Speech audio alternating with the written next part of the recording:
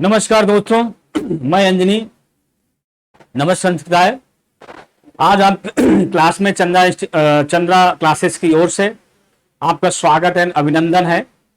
आज आपको लेके चलते हैं महेश्वर सूत्र की ओर। संस्कृत व्याकरण में पहले चैप्टर में महेश्वर सूत्र का वर्णन है, ठीक है।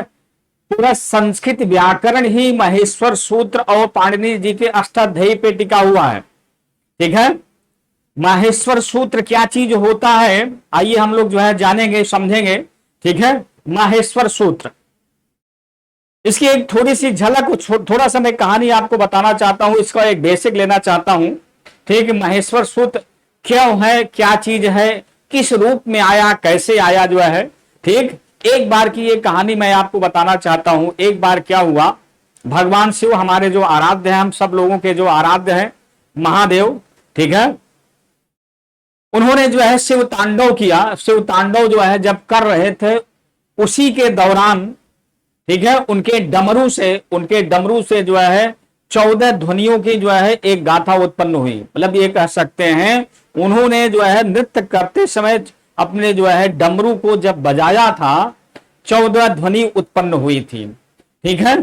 जब उस ध्वनि को महर्षि पाणिनि जी ने जब सुना, तो उन्होंने इस रूप में, ठीक है, इस माहेश्वर सूत्र के रूप में उसको परिणित किया था, ठीक है।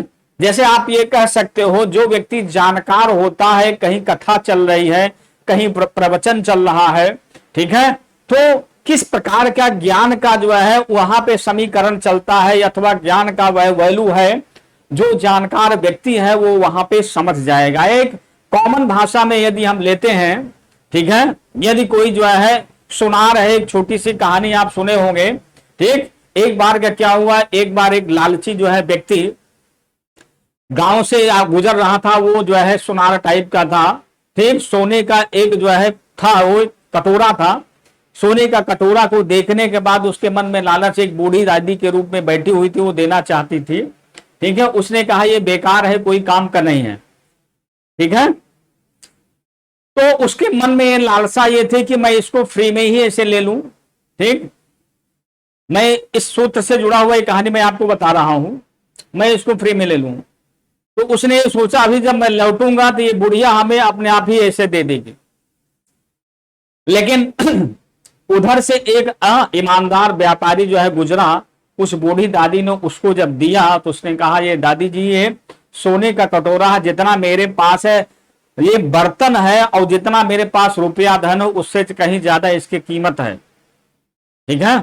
उसने सारा सामान, अपना रुपया पैसा देकर को सोने का कटोरा लेके चला जाता है व्यापारी, ठीक। उधर से जब वो लौटता है, ठीक, वो चालाक व्यापारी, धूर्त व्यापारी जब लौटता है, तो उसको जब बूढ़ी दादी हड़का के बताती है, तो उसे आभास चिल्लाने लगता है।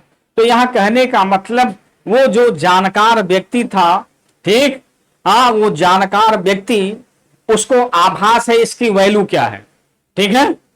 तो वैसे ही जब महेश्वर भगवान शिव अपने डमरू से तांडव किए, तो वह 14 सूत्र का जब आविष्कार जब हो रहा था, 14 सूत्र उनके डमरू के ध्वनि से जब निकला, तो उस महर्षि पाणिनि जी ने इसका सूत्रबद्ध किया थे 14 महेश्वर सूत्रों को, ठीक है।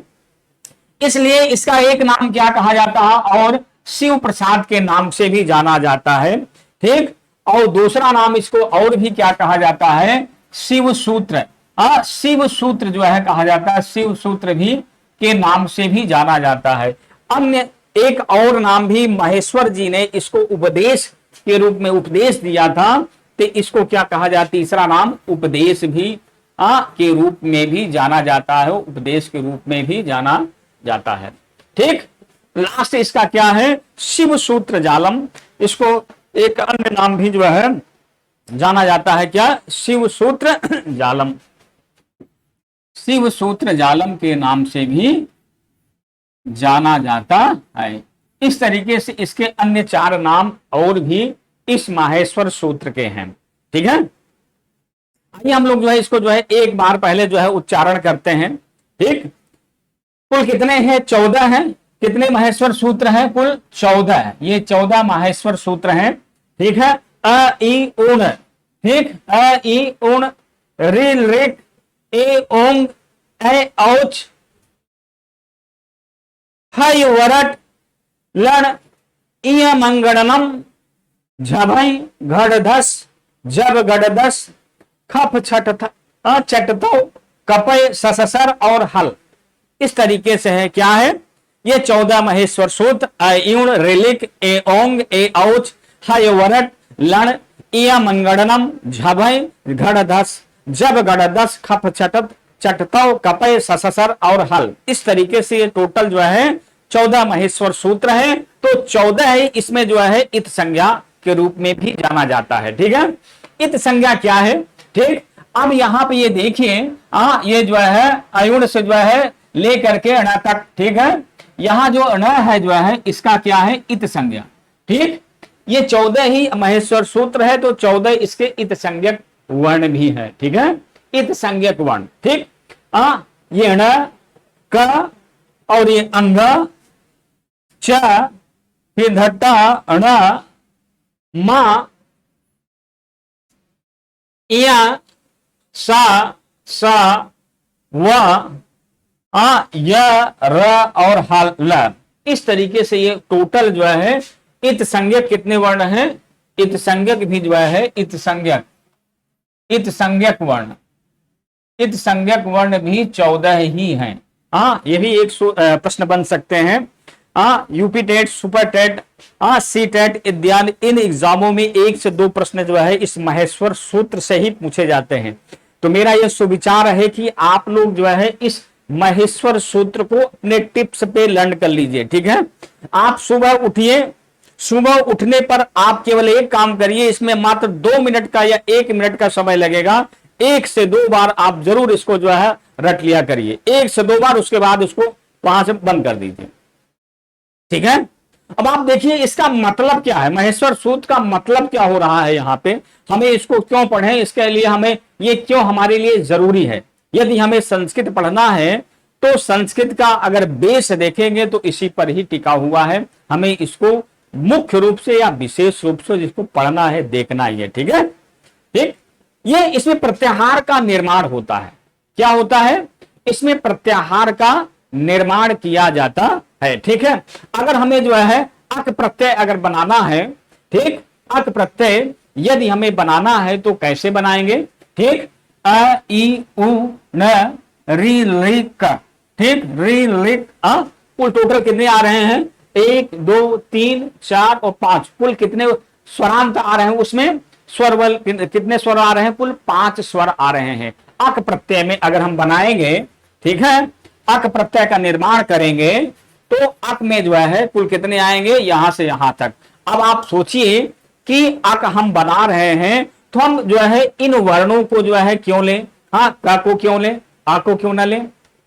आ को क्यों ना लें केवल? ठीक है, आप कल्पना करिए, हमें यदि इलाहाबाद से दिल्ली को जाना है, इलाहाबाद से दिल्ली, इलाहाबाद से अगर हमें दिल्ली तक जाना है, ठीक, तो हम इलाहाबाद टू जो है दिल्ली का जो है टिकट को कटवाएंगे। ठीक, इलाहाबाद से दिल्ली तक का जो है टिकट को हमें कटवाना है।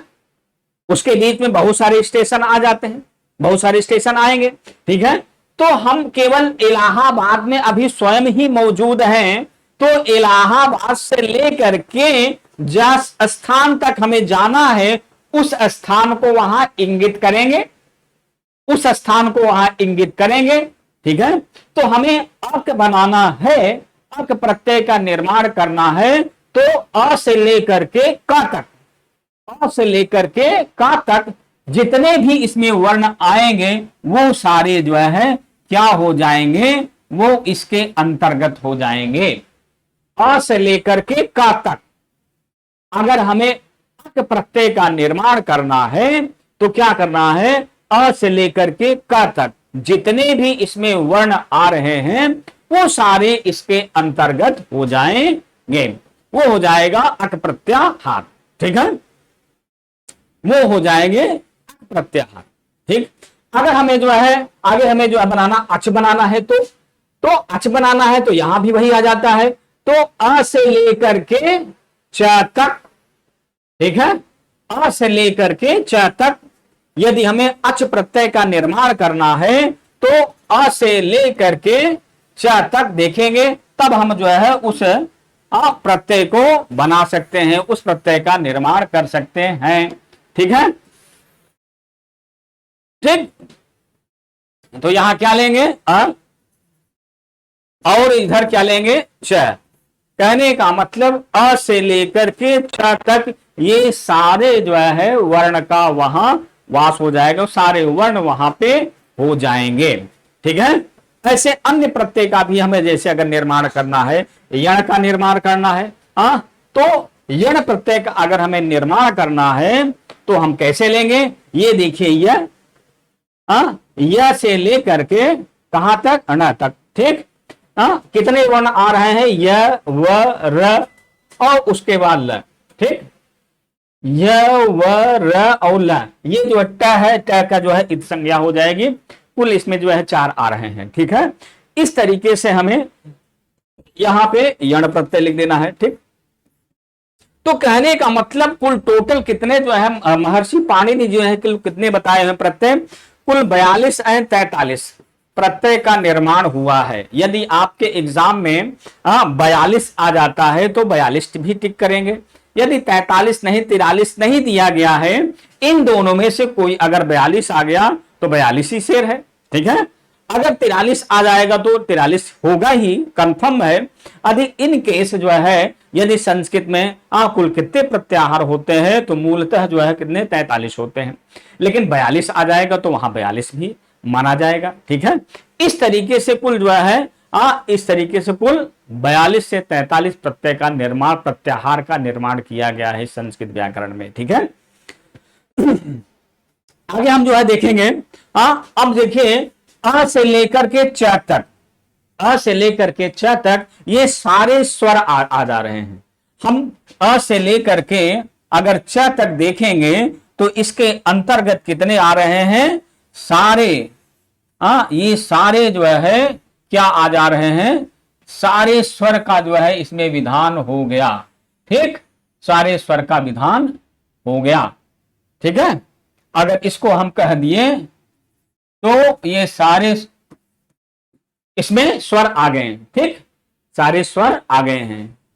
ठीक है, सारे स्वर आ गए हैं। हमने अ और च, अ और च को मैंने कहा तो अ और च कह देने मात्र से सारे स्वर का उसमें विधान हो गया। ठीक, तो इस तरीके से उसको हम क्या कहें, चाहे इसको हम जो है अच कहें, चाहे हम इसको जो है क्या कहें स्वर कहें, अच कहें, अथवा क्या कहें इसको, अथवा इसको हम क्या कहें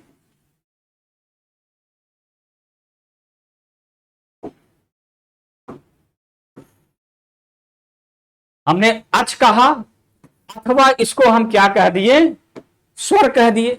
ठीक, अच कहिए अथवा स्वर, अच माने स्वर, स्वर माने अच। ठीक, अच का मतलब जो है अच माने जो है स्वर होता है, और स्वर का मतलब होता है अच। ठीक है, आगे आते हैं, आगे हम चलते हैं जो है हायवरट, ये हायवरट, हायवरट से लेकर के टोटल यहां तक जो है कपय। ठीक है, कपय तक जो है कुल टोटल ये क्या है, ये व्यंजन है। टोटल इसको टोटल कितने व्यंजन है, 33 जो है ये व्यंजन है। ये व्यंजन कैसे है, ये स्पर्श व्यंजन है। ठीक है, मतलब आप ये कह सकते हैं हायवरट से लेकर के, ठीक है, ये दो टोटल व्यंजन कितने कितने हैं, कुल 33 व्यंजन है। संस्कृत व्याकरण में कुल टोटल कितने व्यंजन है, 33। 33 व्यंजन संस्कृत व्याकरण में माने जाते हैं। कुल टोटल कितने व्यंजन, 33 व्यंजन माने जाते हैं। स्वर कितने होते हैं, 9 स्वर। 9 स्वर संस्कृत में होते हैं। व्यंजन कुल कितने होते हैं, 33 व्यंजन। दिमाग में बैठा लीजिए कि संस्कृत में, हिंदी में नहीं, हिंदी में 11 होते हैं, हिंदी वाला यहां मत ले आइएगा। ठीक है, संस्कृत व्याकरण में स्वर कितने होते हैं, 9। स्वर कितने होते हैं, 9। ठीक, कैसे, अब आप देखिए अ ई उ न, रे लेक, ठीक, रे रे क, ठीक, एक ओंग, एक औच। ठीक, अब आप देखिए इसमें मुख्य स्वर कितने हैं, मुख्य मुख्य स्वर जो है आप देखेंगे तो मुख्य स्वर कितने हैं, मुख्य स्वर जो है 5 स्वर होते हैं। ठीक, मुख्य कौन कौन कौन के होते हैं, 5 होते हैं। अ होता है, ई होता है, उ होता है, री होता है और री होता है। जहां पे मैंने डैश किया हूं वही जो है मुख्य 5 स्वर होते हैं। संस्कृत में कितने स्वर होते हैं, मुख्य 5 स्वर होते हैं। ठीक है, कितने होते हैं, मुख्य 5 स्वर होते हैं। ठीक, अ ई उ री रे, रे रे, ये 5 स्वर मुख्य होते हैं। फिर उसके बाद ये 4 जो है ये संयुक्त स्वर होते हैं। ये 4 क्या होते हैं, ये संयुक्त स्वर होते हैं। ठीक है, 4 क्या होते हैं, ये संयुक्त के स्वर के रूप में जाना जाता है। ये संयुक्त स्वर होते हैं। ठीक है, ये 4 क्या होते हैं, ये संयुक्त स्वर होते हैं। अ और ई, ठीक, संयुक्त स्वर का जो है योग कैसे होता है, अ और ई, ठीक है, अ प्लस ई बराबर क्या हो जाएगा, ए। अ प्लस ई बराबर क्या हो जाएगा, ए हो जाएगा। ठीक है, कंफर्म रहिए। A plus E is equal to क्या हो जाएगा, ये ए हो जाएगा। ठीक है, फिर उसके बाद आ जाता है अ प्लस ए बराबर क्या हो जाएगा, A plus A is equal to क्या हो जाएगा, आई हो जाएगा। ठीक, A plus A is equal to क्या हो जाएगा, आई हो जाएगा। ठीक है, आगे जो है A plus O, A plus O is equal to क्या हो जाएगा, ओ हो जाएगा, अ हो जाएगा। A plus O is equal to O. ठीक है, इस तरीके से इस सूत्र का जो है विधान हुआ, इस सूत्र का यहां पे, और A plus O is equal to O हो जाएगा। इस तरीके से ये संयुक्त स्वर के रूप में जाना जाता है। ये संयुक्त स्वर होते हैं। ठीक है, ये होते हैं कुल टोटल संयुक्त स्वर। संयुक्त स्वर कितने हैं, 4। 4 क्या है, संयुक्त स्वर हैं। ठीक, ए संयुक्त स्वर कितने हैं, 4 है। ए है, ओ है, ठीक है, आई है और औ है। ये टोटल क्या है, संयुक्त स्वर है। क्या है ये, संयुक्त स्वर। मूल स्वर कितने हैं, 5। मूल स्वर कितने हैं, मूल स्वर कितने हैं, 5। एग्जाम में पूछ लिया कि मूल स्वर कितने हैं, तो मूल स्वर जो है कुल 5 होते हैं। संस्कृत व्याकरण में मूल स्वरों की संख्या कितनी है, 5 होती है। ठीक है, कुल कितने स्वर होते हैं, 9 होते हैं। ठीक, और संयुक्त स्वर कितने होते हैं, 4। संयुक्त स्वर अगर पूछ लिया संस्कृत व्याकरण में कितने होते हैं, 4 होते हैं। ठीक है, और फिर आ जाता है व्यंजन। व्यंजन कुल कितने होते हैं, 33 होते हैं। कितने व्यंजन होते हैं, कुल 33 होते हैं। कुल 33 व्यंजन कहां से होते हैं, यहां ये मंगड़नम से लेकर के, ठीक है, कपय तक। कपय तक जो है ये टोटल जो है इसको स्पर्श व्यंजन भी कहा जाता है। कहां से कहां तक, ठीक है, य मंगड़नम से लेकर के, य मंगड़म संख्या नंबर 7 से लेकर नंबर 12 तक क्या कहा जाता है, इसको स्पर्श व्यंजन कहा जाता है। इसको क्या कहा जाता है, स्पर्श व्यंजन के रूप में जाना जाता है। क्या जाना जाता है, स्पर्श। स्पर्श ये क्या है, स्पर्श व्यंजन है। ठीक है, क्या है ये, स्पर्श व्यंजन। नंबर 7 से लेकर नंबर 12 तक स्पर्श व्यंजन है। और हाइवर्ट से लेकर के और यहां हल तक जो है ये क्या है, टोटल व्यंजन है। टोटल क्या है, व्यंजन। व्यंजन कुल कितने होते हैं, 33 व्यंजन होते हैं। ठीक है, हाइवर्ट से लेकर के हल तक। ठीक है, हाइवर्ट से जो है ल करेंगे, हल करेंगे। हल का मतलब होता है व्यंजन, थोड़ा ये भी जान लीजिएगा। हाइवर्ट के है और लास्ट में जो है ल है। ठीक, लास्ट में जो है ये ल है, हाइवर्ट का है, हाइवर्ट का है, यहां से जो है और लास्ट का हल। देखिए हल ला जो दिया गया है, इन दोनों को करेंगे तो क्या हो जाएगा, ये हल। प्रत्याहार क्या बनेगा, हल प्रत्याहार बनेगा। हल, हल का मतलब होता है व्यंजन और व्यंजन का मतलब क्या होता है, हल। ठीक, चाहे इसको हम हल कहें अथवा व्यंजन कहें, दोनों का भाव एक ही होता है। हम चाहे इसको हल कहें अथवा क्या कहें, व्यंजन कहें। ठीक, कहां से कहां तक, हायवरट से लेकर के, इस हायवरट, हायवरट के हा से लेकर के और ल तक हल कह देने मात्र से क्या हो जाएगा, सारे व्यंजन का इसमें स्वरूप विधान जो है हो जाएगा। इसको हम व्यंजन कहें अथवा हल कहें, दोनों का मतलब एक ही होता है। ठीक है, हाइवरट का मतलब एक ही होता है, हाइवरट से लेके हल्ला तक कहेंगे, दोनों का मतलब एक है। ठीक है, अगर हमें जस प्रत्यय का निर्माण करना है तो यहां जब ज से लेकर के स तक, ज से लेकर के झलाम जसोवंते सूत्र है। ठीक, ज से लेकर के स तक, यहां से यहां तक प्रत्यय का निर्माण किया जाना। अगर हम खर प्रत्याहार कहेंगे तो ये ख से लेकर के, ख से लेकर के र तक कह देने मात्र से खर प्रत्यय का विधान हो जाएगा। खर प्रत्यय, खर बसारो विसर्जनीय सूत्र है। ठीक, ख प्रत्यय से, ख से लेकर के र तक, स टोटल ये इसके अंतर्गत कुल इतने आ जाएंगे। ठीक है, यहां खप छठ, खप छठ चटतव कपय ससर और ससर, यहां तक ये सारे खर प्रत्याहार के अंतर्गत आ जाएंगे। फिर उसके बाद आ जाता है 7वें नंबर पे अनुनासिक, नासिका उच्चरित वर्ण है ये क्या है, नासिका उच्चरित वर्ण। ठीक, ये नासिका उच्चरित वर्ण है। इया मंगणनम, इया मंगणनम, इया मंगणनम। ठीक, ये नासिका से उच्चरित वर्ण है। ठीक, ये स्पर्श व्यंजन के जो पांचों जो पंचाक्षरी जो है कहे जाते हैं, वो सारे क्या है, नासिका उच्चरित वर्ण भी है। ठीक है, क्या है, ये नासिका उच्चरित वर्ण भी है। क्या है, इय मंगणनम। ठीक, इय मंगणनम। ठीक, इय मंगणनम। ठीक, इय मंगणनम। ठीक है, इय मंगणनम, नासिका, अनुनासिका, नासिका च। ठीक, मुख नासिका कहने का मतलब ये सूत्र क्या है, जो नासिका से उच्चरित वर्ण है वो क्या है, अनुनासिक भी है। इसको हम क्या कहते हैं, नासिका, इसको हम क्या कहेंगे। ठीक, नासिका, यह मंगणना नाम नासिका च।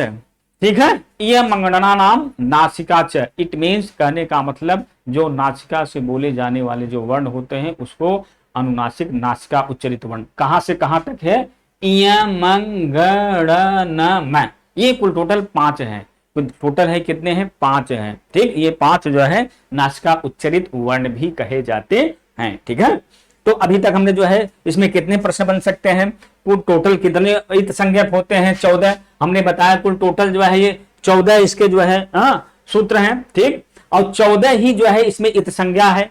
दो प्रश्न। ठीक, कुल संयुक्त व्यंजन, संयुक्त स्वर कितने होते हैं, 4 होते हैं। मूल स्वर कितने होते हैं, 5 होते हैं। ठीक, कुल व्यंजन कितने होते हैं, इसमें जो है 33, कुल टोटल जो है 33 जो है व्यंजन होते हैं। ठीक, फिर उसके बाद कितने होते हैं, और इसके बाद जो जो नासिका उच्चरित वर्ण कितने होते हैं, 5 होते हैं। जो पंचाक्षरी, जो स्पर्श व्यंजन के जो अंत में जो इसको हम क्या बोलते हैं, पंचम वर्ण भी बोलते हैं, पंचम वर्ण, वो सारे क्या है, नासिका उच्चरित। ठीक, अगर हम नाक को जो है स्पर्श करेंगे, नाक को दबाएंगे, नासिका से बोले जाने वर्ण हैं। देखिए जैसे हम जो है नाक को अपने पकड़ा, ठीक है, इट मीन्स यह नाक से पूरी तरह से उच्चारित किए जाने वाले वर्ण हैं। ठीक है, ठीक, किससे हैं, नाक से उच्चरित वर्ण है। ठीक है, इस तरीके से यह कुल टोटल हमारा क्या है, महेश्वर सूत्र है। महेश्वर सूत्र का निर्माण जो है किया जाता है। ठीक, अगर आप देखेंगे इसका जो है वर्ण उच्चारण, आप ये कह सकते हैं इसका जो है वर्ण का उच्चारण भी किया जाता है। ठीक, वर्णोच्चारण, अगर आप देखेंगे वर्णों का उच्चारण, वर्णों का उच्चारण स्थान, उच्चारण स्थान, हम देखेंगे कि वर्णों का उच्चारण स्थान क्या क्या है। ठीक है, वर्णों का उच्चारण स्थान क्या क्या है, क्या क्या इसको जो है जाना जाता है, कहा जाता है। ठीक है, वर्णों का उच्चारण स्थान। हाँ, संस्कृत व्याकरण में पाणिनि जी ने एक सूत्र बताया है। क्या बताया है? अकुह विसर्जनीयः कंठाः, अकुह विसर्जनीयः कंठाः, अकुह विसर्जनीयः कंठाः कह देने मात्र से क्या क्या इसमें जो है कंठ से बोले जाने वाले जो वर्ण होते हैं, आइए हम लोग जो है देखते हैं। ठीक है, अकुह विसर्जनीय, अकुह विसर्जनीयाः, विसर्जनीया नाम, अकुह विसर्जनीया नाम क्या है? कंठ है। ठीक है, कंठ है। अकुह विसर्जनीय कंठ कह देने मात्र से, अब देखिए इसका हम खंडन करते हैं, अन्वय करते हैं। इसमें क्या क्या वर्ण ऐसे हैं जो कंठ से बोले जाते हैं। ठीक है, यहां पे ये देखिए अ, क्या है? अ, यहां पे देखिए अ, फिर उसके बाद आता है जो है क वर्ग। कु का मतलब होता है, कु जो है संस्कृत में होता है, हिंदी में क वर्ग होता है। कु जो है संस्कृत में होता है, कु कह देने मात्र से वो सारे पंचाक्षर वर्ण का भाव हो जाता है। क ख ग घ अंग। ठीक, क वर्ग आप ये कह सकते हैं, कु का मतलब क वर्ग ही ले लेते हैं हम। ठीक, क वर्ग प्लस जो है ह, ठीक, और जो है विसर्ग, ये सारे जो है क्या है? कंठ से बोले जाने वाले हैं। ठीक, ठीक, ये कह विसर्ग, विसर्ग, विसर्ग चाहे ऐसे लिखे चाहे ऐसे लिख दीजिए, दोनों का एक ही है। ठीक, और स्वर का और क वर्ग का और ये ह वर्ण का और ये विसर्ग, इन सभी का जो उच्चारण स्थान है, इन सभी का उच्चारण स्थान, ठीक है, उच्चारण स्थान क्या है? उच्चारण स्थान कंठ जो है, क्या है? कंठ है। क्या है? कंठ है। ठीक है, अगर हम देखेंगे तो इन्होंने कितना बढ़िया तरीके से संस्कृत व्याकरण का जो है पांडे जी ने एक सूत्र के माध्यम से कह दिया कि इन इन जो है वर्णों को, कंठ से बोले जाने वाले वर्ण को बता दिया। ठीक है, इनका उच्चारण स्थान इस रूप में होगा। ठीक है, अकुह विसर्जनीय कंठा कह देने मात्र से इस रूप में इसका विधान हो गया, इस रूप में ये बोले जाते हैं। ठीक है, अब आइए हम जो है दूसरा चलते हैं, ये तो पहला हुआ। अब हम दूसरे पे चलते हैं। नेक्स्ट क्या है? नेक्स्ट जो सूत्र है इचु यसानाम, इचु यसानाम तालु। ठीक, क्या है? इचु यसानाम, इचु यसानाम तालु। ठीक है, अब आप इसमें देखिए ई, क्या है इसमें? ई, फिर उसके बाद क्या है? च वर्ग, चू का मतलब च वर्ग, च वर्ग, फिर उसके बाद क्या है? य, फिर उसके बाद जो है ये स। ठीक, ये सभी का जो है उच्चारण स्थान क्या है? उच्चारण स्थान क्या है? ठीक, तालु है। क्या है? तालु है। इन सभी का जो है उच्चारण स्थान तालु है। अब आप देखिए उच्चारण स्थान के रूप में ई चू यसानाम, ई चू यसानाम सूत्र क्या है? इचू यसानाम तालु, इचू यसानाम तालु। सूत्र को आप बात जितनी बार इसको रिपीट करेंगे, जितना बार उसको बोलेंगे वो आपको उतना तैयार हो जाएगा। ई चू, चू का मतलब च वर्ग, य और जो है ये स, ये सारे जो है का उच्चारण स्थान क्या है? तालु है। क्या है? तालु है। क्या है? ये तालु है। हम इस सूत्र को जो है लर्न कर लेंगे तो ये सारे जो है समस्या का समाधान हो जाएगा, इस सारे समस्या का समाधान। इसलिए इस सूत्र को ही याद करने में ही आपकी भलाई है। ठीक है, आप क्या करिए, सुबह उठिए, जिस तरीके से आप ब्रश मंजन करते हैं उसी तरीके से उठने के ब्रश मुंह धुलने के बाद केवल एक काम करिएगा, बैठकर केवल इसको जो है देख लीजिएगा। ठीक है, देखने मात्र से 2 मिनट या 1 सेकंड या 10 सेकंड, जितना आपकी कैपेसिटी हो, 10 सेकंड में तैयार हो जाता है कुछ लोगों का। ठीक है, आप उस चैप्टर को खोलिए, मनन करिए, मनन करने के बाद उसको रख दीजिए। ठीक, कुछ दिनों के बाद आप जब भी खोलोगे आपको रटा रहेगा। ठीक, इचु यसानाम कितने जो है तालु से बोले जाने जो वर्ण है वो आपको तैयार रहेगा। ठीक है, इस तरीके से हमने जो है देखा हम लोगों ने। ठीक, अब हमें यह भी समझ में आ गया कि यह अ का उच्चारण स्थान भी समझ में आ गया और ई का उच्चारण स्थान भी समझ में आ गया। नेक्स्ट जो सूत्र है क्या है, सूत्र आगे क्या है, ऋतु रसानाम मूर्धा सूत्र है। आगे हम चलते हैं तीसरे पर जो है ऋतु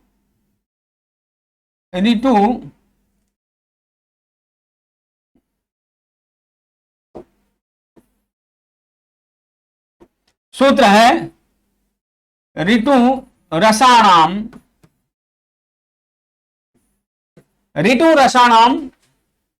क्या है, मूर्धा,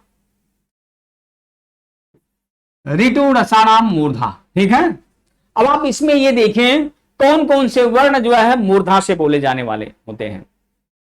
ठीक है, कौन कौन से वर्ण जो होते हैं जो मूर्धा से बोले वाले। कंठ का, आप कंपंस का कंठ क्या है, हमारा कंठ ये है, तालु क्या है, तालु है, एक तालु है। ठीक, और मूर्धा क्या है, ये जो ऊपर वाला भाग है ये क्या है, मूर्धा है। देखिए री है, टू का मतलब टवर्ग, टू का मतलब टवर्ग, र और जो है ये स, र और स, इन सभी का जो है उच्चारण स्थान क्या है, मूर्धा है। ठीक, र और स ये रिकार, ठीक, ट वर्ग, ट ठ ड ढ ण, ठीक है, फिर उसके बाद र, फिर उसके बाद क्या है ये स, इन सभी का जो उच्चारण स्थान क्या है, उच्चारण स्थान मूर्धा है। मूर्धा का है ये ऊपर वाला भाग। ठीक है, ये ऊपर वाले भाग को मूर्धा कहा जाता है। जब भी इनका उच्चारण होगा तो मूर्धा के द्वारा ही होगा। ठीक, रे, ये हमारी जीभ जो है इस मूर्धा को टच कर रही है, रे, ट ठ ड ढ न, ठीक, र और स, इस स को जो है कई प्रकार के लोग जो है बोले हैं। ठीक, कई प्रकार की विधि से लोग बोले हुए हैं। ठीक है, कई प्रकार से लोग जो है इसको पेट खराबा सा बोले हैं, पेट फरावा सब बोलते हैं, लेकिन इसको पांडे जी ने इसका नाम क्या दे दिया, मूर्धा दे दिया। क्या दे दिया उसको, मूर्धा, नाम क्या दिया, मूर्धा। मूर्धा से उच्चारण किए जाने वाले यह वर्ण है। किससे है, मूर्धा से उच्चारित होने वाले ये वर्ण होते हैं। ठीक है, इस तरीके से आगे हम चलते हैं चौथे जो है सूत्र पर। चौथा सूत्र हमारा क्या है, ठीक है, लितु लसानाम दंता, लितु लसानाम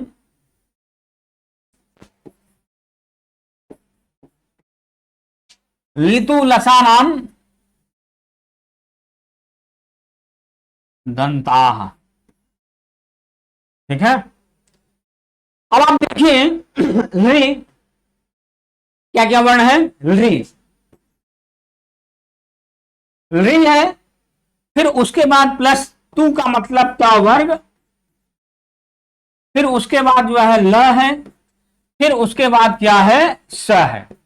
इन सभी का जो उच्चारण स्थान क्या है, ठीक है, सभी का उच्चारण क्या है, ठीक, दंत है। क्या है, दंत है। क्या है, ली, रे।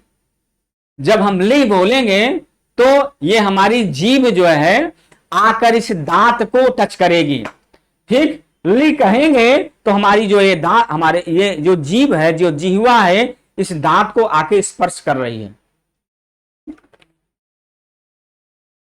ठीक है, ली कहेंगे तो हमारे ली कहने मात्र से ये जीभ हमारे दांत को आगे, जैसे पहला नहीं छूता है उसे दांत को आको ये स्पर्श कर रहा है। ठीक, ता वर्ग, त थ द ध न, इट मींस ये जीभ हमारे बिना इस दांत को छुए हुए इसको नहीं उच्चारण किया जा सकता है। पूरे त वर्ग, त थ द ध न। ठीक, फिर उसके बाद ल, ठीक, फिर उसके बाद स, ये वाला स। ठीक, तीनों सकार है, तीनों सकार का नाम है। इसको क्या सरौता वाला स बोला जाता था। ठीक, इसको पेटखरावा से बोला जाता था, लेकिन ये क्या है, पाणिनि जी ने इसका नाम क्या दिया? दंत सकार। कौन सा नाम दिया? दंत सकार नाम दिया। ठीक, ये दंत से बोले जाने वाले ये स है। किससे है? दंत से बोले जाने वाले इस सकार का नाम क्या है? दंत से उच्चारण किए जाने वाले इसको क्या कहा जाता है? दंत सकार कहा जाता है। ठीक है, फिर से देखिए सूत्र हमारा क्या है? लितु नसानाम दंताह, लितु नसानाम दंताह। ठीक, ली है, त वर्ग है, ठीक, ल है और स है। इन सभी का जो उच्चारण स्थान क्या है? उच्चारण स्थान क्या है? क्या है उच्चारण स्थान? दंत है। सभी का उच्चारण स्थान क्या है? दंत है। ठीक है, फिर आगे आगे हम लोग चलते हैं, नेक्स्ट चैप्टर, नेक्स्ट पे चलते हैं। क्या है? उपपद मानिया। ठीक है, नेक्स्ट पे इस पे हम चलते हैं, इसको मिटा ही देते हैं, तब आगे बढ़ नहीं रहा। ठीक है, आगे हम देखिए नेक्स्ट चैप्टर, नेक्स्ट क्या है? उपपद मानिय ओष्ठा। ठीक है, क्या है? उपपद है,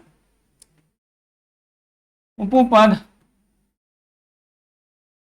मानिया नाम, मानिया नाम, उपपद मानिया नाम ओष्ठा। ठीक है, उपपद मानिया नाम ओष्ठव।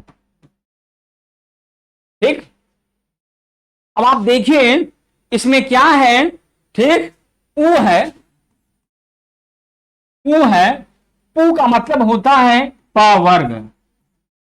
पू का मतलब क्या होता है? प वर्ग। उ है, प का मतलब प वर्ग। ठीक, फिर उसके बाद जो है फिर उसके बाद प और फ। ठीक, इन प और फ इस रूप में भी इन सभी का भी मतलब बाप पा में ही आ गया है। ठीक, इन सभी का जो उच्चारण स्थान क्या है? उच्चारण स्थान क्या है? ओष्ठ है। उच्चारण स्थान इसका क्या है? ओष्ठ है। क्या है इस उच्चारण स्थान?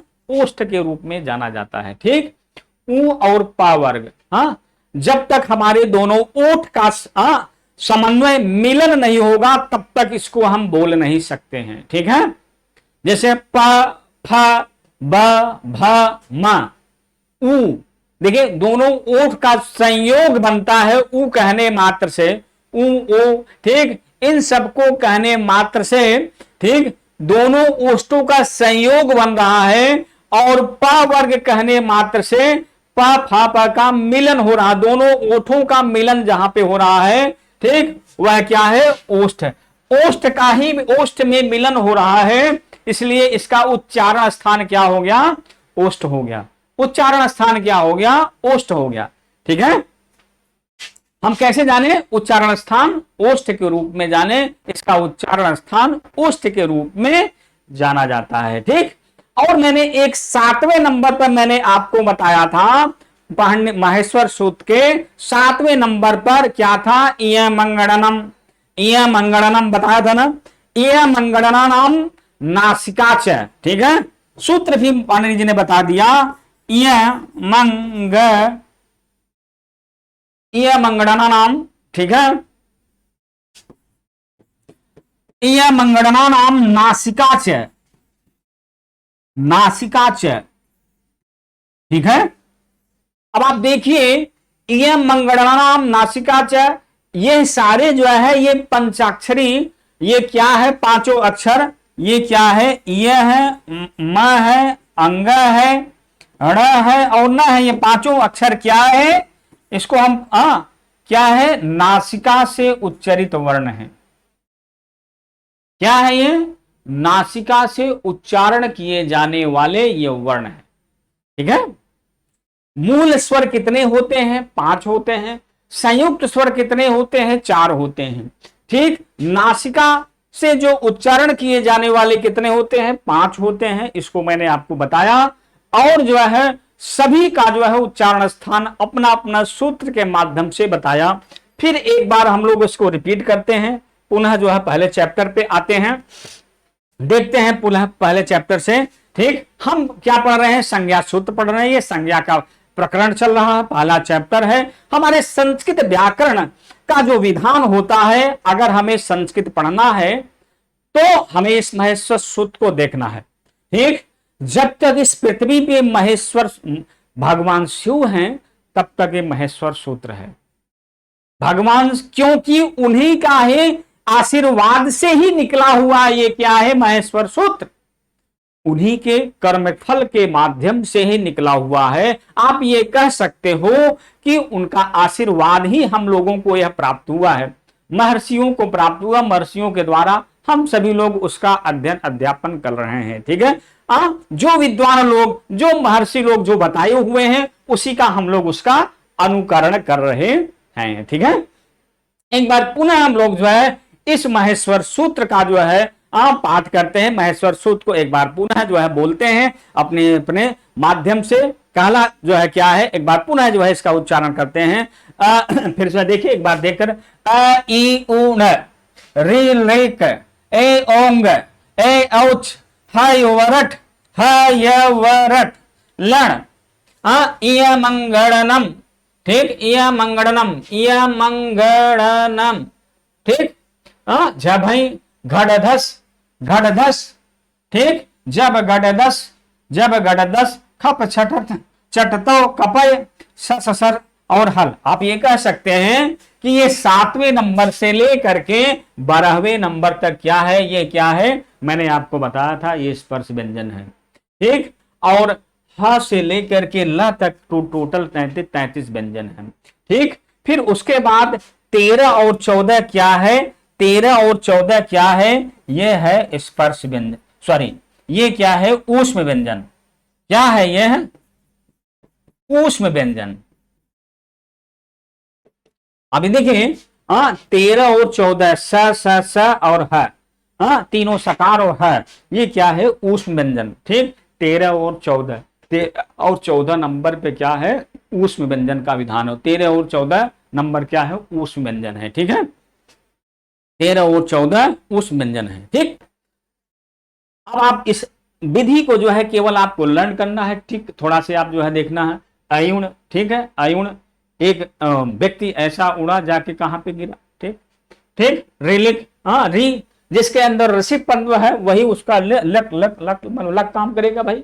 ठीक, ए ओंग ये इन दोनों में जो है। ठीक, ए ओच हयवरट हयवरट हाय रे वर तो लड़ गया। ठीक, लड़। ठीक, इया मंगड़नम झभई। ठीक, घड़दस जब घड़दस खप छठत चटतो कपय ससर और हल। ठीक, अयुण रिलिक ए ओंग ए औच हयवरट लड़ इया मंगड़नम झभई घड़दस जब घड़दस खप छठत चटतो कपय ससर और हल। इस टोटल कितने महेश्वर सूत्र है, ये 14। ये महेश्वर सूत्र को जितना अधिक आप इसको जो है ध्यान देंगे, जितना अधिक लर्न करेंगे उतना अधिक आपका बेस मजबूत होगा। क्योंकि ये सारा आगे हम जो सूत्र का पढ़ेंगे, पांडे जी के सारे सूत्र को जो है पूरा सूत्र पे कटिबद्ध है, पूरा सूत्र पे टिका हुआ है। जितना अधिक हम इसको लर्न किए रहेंगे, जितने प्रत्याहार को हम समझे रहेंगे, ठीक, उतने ही आसानी से हम इसको कर सकते हैं। अगर हमें जो है एज प्रत्याहार बनाना है तो ए से लेकर के च तक करेंगे। ठीक, एज प्रत्याहार बनाना है। ठीक, और फिर अगर हमें एंग प्रत्याहार बनाना है तो ए से लेकर अंग तक करेंगे। 2 ए ओ आ रहा है। ठीक, हमें ए एच अगर ये देखना है, ठीक, तो ये देखना है। अगर ये हल देखना है ह से लेकर के स तक, सल प्रत्यय का निर्माण करना है स से लेकर हल तक। ठीक, स यहां स से लेकर के ये हल तक देखना है। ठीक, इस तरीके से आप जितना अधिक इन प्रत्ययों पे ध्यान देंगे, कहां से इसकी कहां तक जा रहा है, अगर हम उसको जितना अधिक देखेंगे उतना हम उसको आसानी से समझ सकते हैं, उसको आसानी से उतना हम लर्न कर सकते हैं। मेरा ये बार बार आपसे अनुरोध यही है, सब कुछ इसी में ही है।